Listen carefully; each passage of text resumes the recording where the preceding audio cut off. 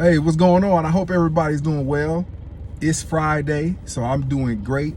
As you know, educators all over live for Friday afternoons and Friday evenings because it's a chance to unwind from the week, and that's exactly what I'm gonna do tonight. But I just wanted to kind of fill you all in, and I wanted to discuss someone who is somewhat controversial in the YouTube and Instagram circles, that being Kevin Samuels. But before I hit that up, I just want to talk about my experience at FinCon last week.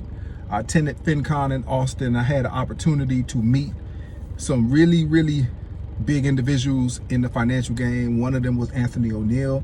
I actually had the opportunity to meet Brian and Bo, who make up the Money Guy team. I finally met in person Julian and Kirsten from Rich and Regular.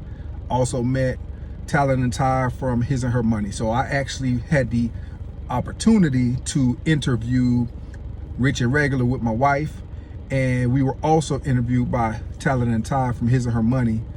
So, you know, it was just great being able to meet these people in person. I met so many other heavy hitters in the financial game while I was down there. You know, the Money Guy was amazing. Those guys were just incredible, and when I met them, they gave me all the time that they had, and I just felt real comfortable having a dialogue with them. So FinCon was great.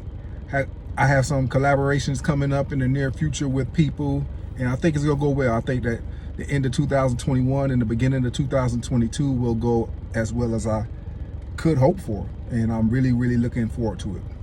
So I now wanted to just quickly hit on a Kevin Samuels video I saw the other day.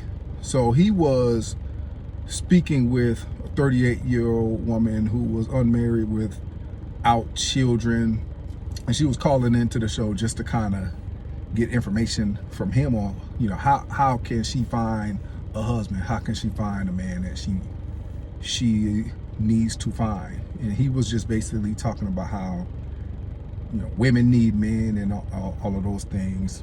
And basically this video isn't necessarily to talk about whether or not women need men or men need women or anything like that.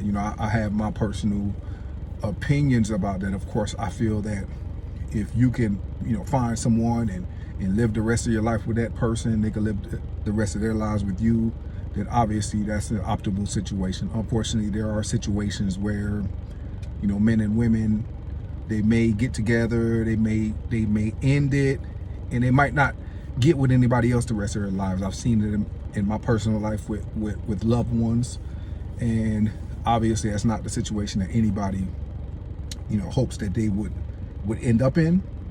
Unfortunately, it does happen. So, but this particular video, I just wanted to kind of touch on the financial aspect of it, since we focus so much in the FIRE community and the financial independence, retire early community. We focus on financial numbers, and that's really what I wanted to discuss, because I do know that one of the things that Kevin Samuels talks about is how women will go the rest of their lives, they need a man because they won't be able to financially support themselves.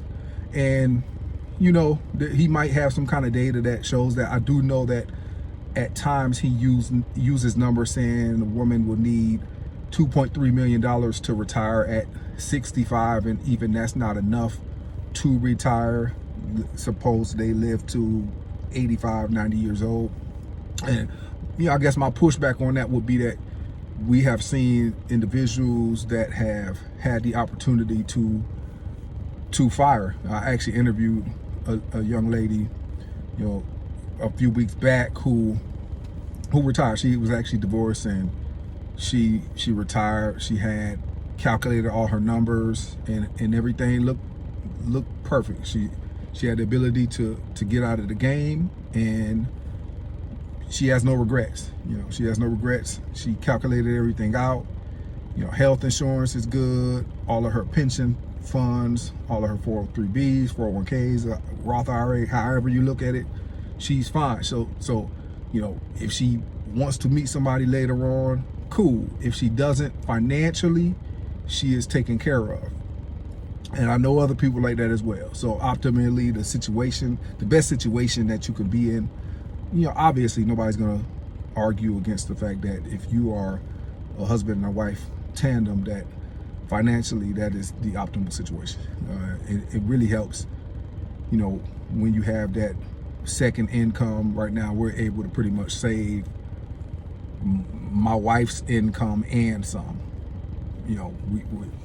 My wife probably makes about 40% of the overall household income, and we're probably at about 48-49%, trying to get to that 50%, but we're not quite there yet. But that second income is huge. It's huge, and if you can manage to partner up with someone and be with someone that is gonna be with you and you're gonna be with them and y'all gonna handle business together, hey, that's great. Unfortunately, that's, like I said earlier, that's not gonna be everybody's story. So you need to ask yourself, like, if you are a young lady and you are not supported by a man, just ask yourself, like, how am I gonna get to the end? And the funny thing is, men can pretty much ask themselves the same question. We're strictly talking about a numbers game right now, right? So if you're making $50,000 a year, whether or not you're a man or a woman, the numbers have to work themselves out. So if you're saving up for retirement, if you're getting out of debt, it doesn't matter whether or not you're a man or a woman, the numbers need to work. You need to be able to have the proper calculation. You need to be able to have a certain amount of money in order to get through the rest of your life comfortably. So, that's my pushback on the whole notion that, if you're a woman, you need a man for the financial aspect. And I agree that having that individual, having a man, having a woman, for a man, I think that those things, it can enhance your life personally. But when you look at the numbers strictly, I think there's definitely more to it. Now, I know that Kevin Samuels discusses working to 65. I believe that he told this young lady that the thing about women is that at 65 years old, nobody's looking to hire them. And that could be very, very true. He probably knows that a lot more than I do. And once again, my pushback on that would be that those of us in the fire community, we're not trying to work till 65, whether or not we men or women. Everybody that knows me knows my time is 53 years old, and then I'm out of the game regardless, So 65 years old is a non-negotiable. Like, most people don't want to work that long, and most people in the fire community will not have to work that long, whether or not they're a man or a woman. So, I do salute the work that he's trying to do.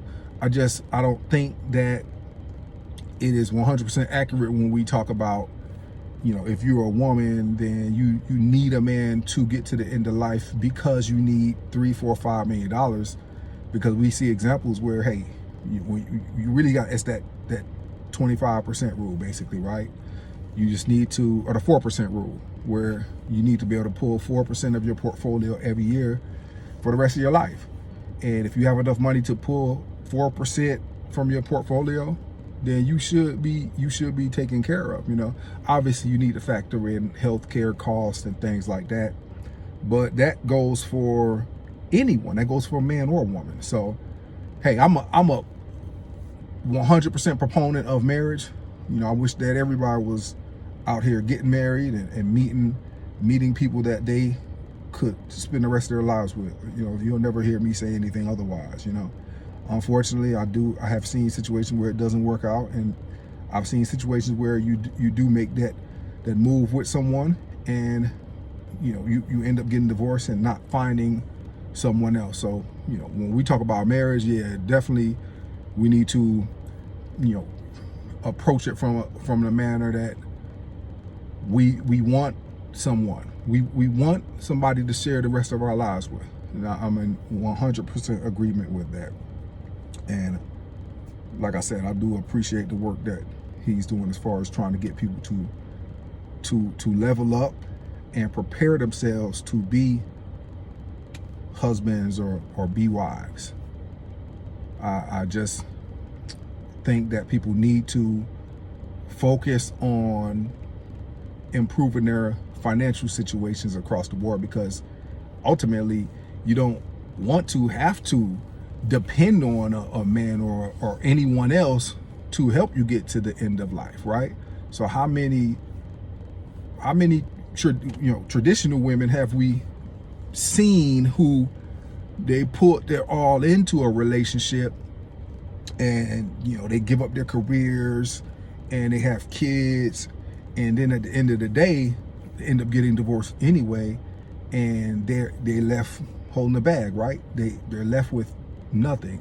So they don't know, because they had the man they were dependent on for all the finances and everything else, and he's handling everything while they're at home. Well, they don't know necessarily that their husbands out here, they got them $250,000 in debt. So he making $300,000 a year. She a stay-at-home mom living what you think is the life, right? But he's out there drowning in debt, and he technically puts his family in a poorhouse. Or she's so disengaged with the whole financial situation that she doesn't know that everything is in his name. He hasn't created a spousal IRA. He has not created joint accounts that have both of their names on things. So, so that I've seen it happen. I've seen it happening with people I know. Like, they're from the outside, you might say, hey, they had the perfect situation, or she was a perfect wife, he was a perfect husband.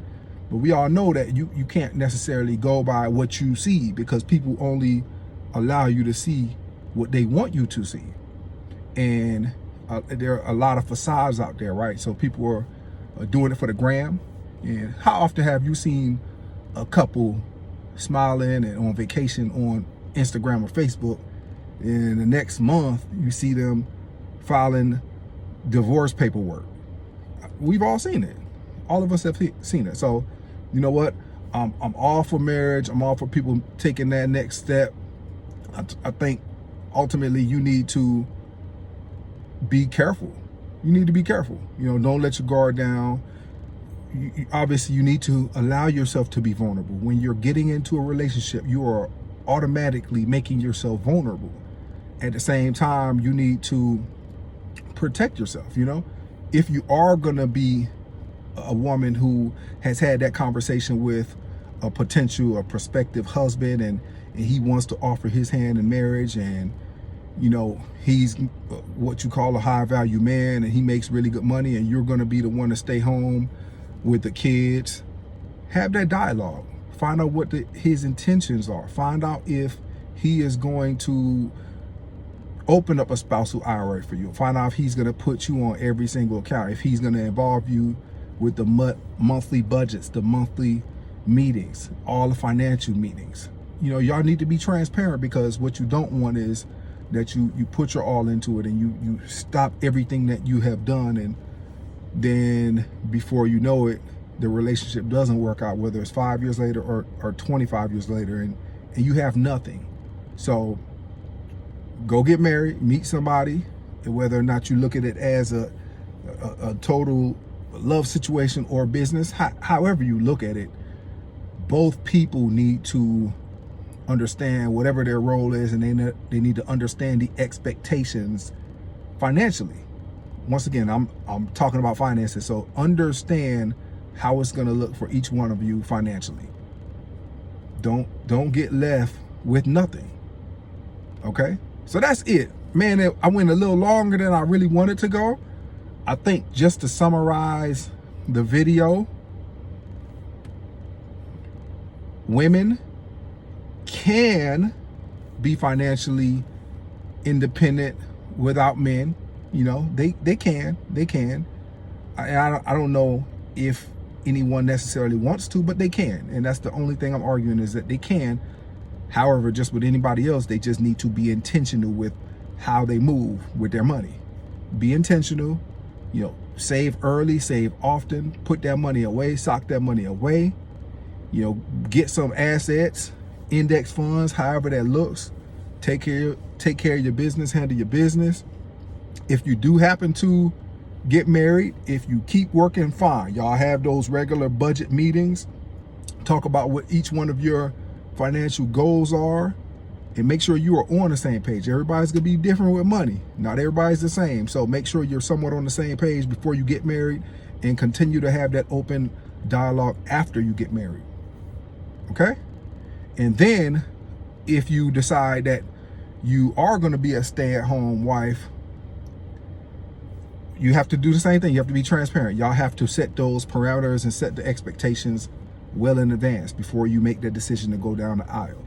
It shouldn't be anything that's just popped up on either one of the spouses. So, but just always continue to get better. Always seek out ways that you can improve your financial situation, and you can definitely reach fire. I believe everybody can do it. Everybody can do it. It just starts with believing up here that you can, and then making the necessary steps, or taking the necessary steps to get there. Okay? Hey, I hope you all continue to enjoy the little bit of content that I'm putting out. Like I said, in a few other videos, we're gonna be stepping the game up. We are going to be releasing other videos, and we're gonna be having more interviews coming up. We got some real heavy hitters coming up in the next few months. I'm looking forward to the collaborations that we will have. Thank you for checking this video out. If this is your first time checking out a video of mine, please go back and check out the other videos that I've done. I had JL Collins, Rich and Regular, and I'm just looking forward to continuing this journey, and I'm looking forward to getting more subscribers. So if you enjoy this video, please like the video, share the video, and subscribe to the channel. I am out. You all have a great weekend. Thank you.